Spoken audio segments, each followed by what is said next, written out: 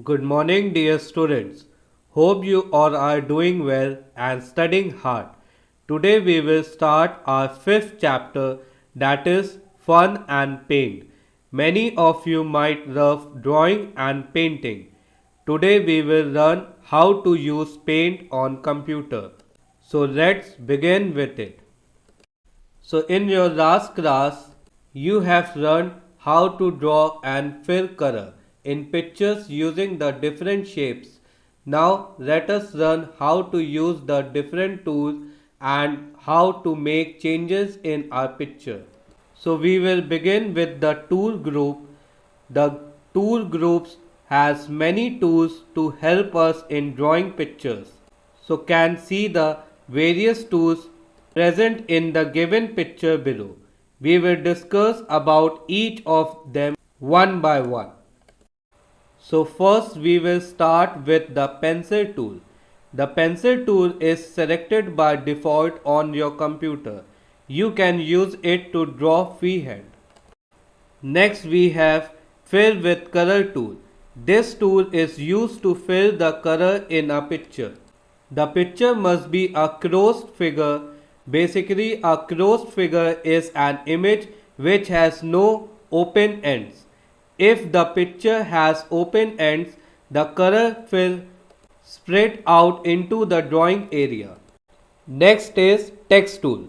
Text tool is used to either write or type in the drawing area. To access this, click in the drawing area. A new text tab appears with groups including the font groups. Next we have eraser tool. Its functions is similar to your normal eraser which you use on the notebook. Eraser tool simply remove or erase a part of your picture.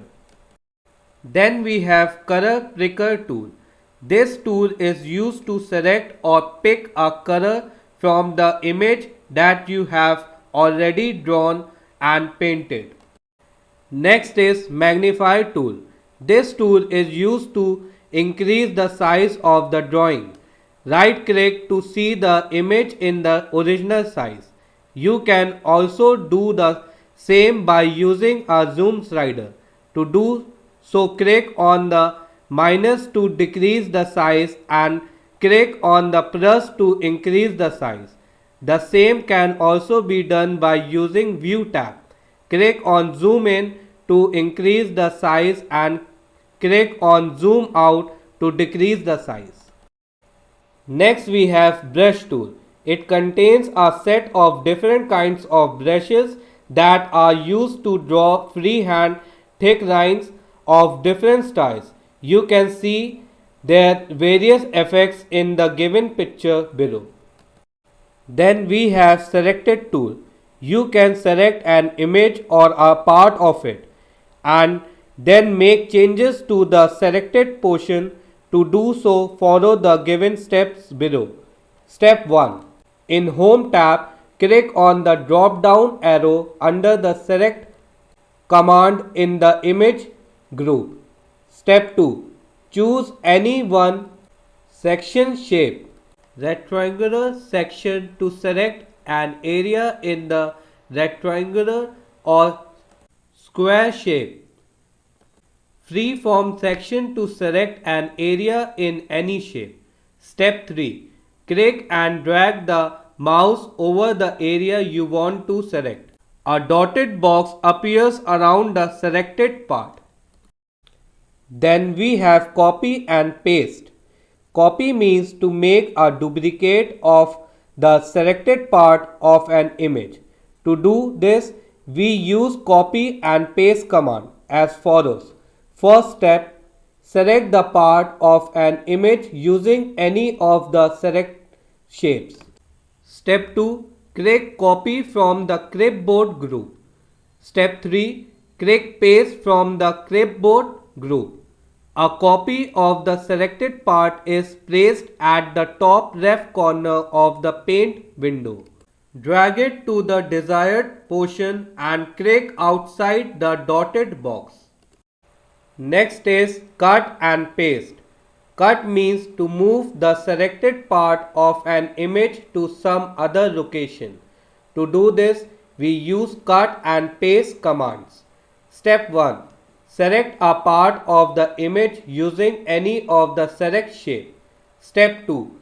Click cut from the clipboard group. Step 3. Click paste from the clipboard group. The selected part is removed and placed at the top left corner of the paint window. Drag it to the desired portion and click outside the dotted box. Then we also have crop option. Crop means to keep on the selected part and remove the remaining part. Follow the steps below to use crop. Step 1. Select the part of an image using any of the select shapes. Step 2. Click crop from the image group. You also have resize and skew option. Resize means to increase or decrease the size of the picture horizontally or vertically as per your choice. And skew means to stretch and tilt the image. Follow the steps given below to resize and skew your picture. Step 1. Select the image using the select tool. Step 2. Select the resize option from the image group. Step 3. Enter the horizontal and vertical resize value. It can be in percentage or pixel. Step 4. Enter the skew value in degrees and click on OK. Next you have rotate and flip option. Rotate means to turn the selected image left, right or down. You can rotate the image by 90 degrees to left or right or by 180 degree. You can see in the given picture below. Flip means to turn the image horizontally or vertically. Flip horizontal gives a mirror image and flip vertical gives an upside down image. Now let us see how to do this. Step 1. Select the part of an image using any one of the select shapes. Step 2. Click rotate from the image group. A list of options appears. Step 3. Select any one option. Next we have undo and redo. Undo button is used to reverse the last action.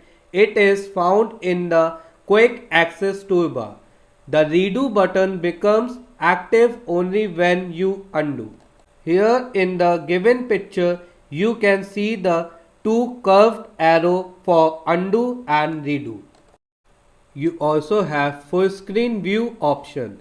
The full screen view displays only the drawing area on the monitor. Step 1. Click View tab. Step 2. Click Full Screen in the display group. To return to the normal view, just click the mouse and you will be reverted to the original view. You also have an option to set your drawing as a desktop background. You can do so by following the given steps below. Step 1. Click on Paint button. Step 2. Click on Set as Desktop Background option. Step 3. Select any of the three options: Fill, Tile or Center. Next is a saving file in Paint. You have already learned how to save a file in Paint. Just for the reminder, click on Save As in the Paint button. The Save As dialog box opens. In the Save As type, you can save it in different ways such as PNG, BMP, GIF or JPEG as shown in the picture on your screen. So with this we have completed our 5th chapter. I hope you all have understood it. So study well. Question and answers and exercises of this chapter will be uploaded on the website. Write the question and answers in your notebook and do the exercises in your textbook itself.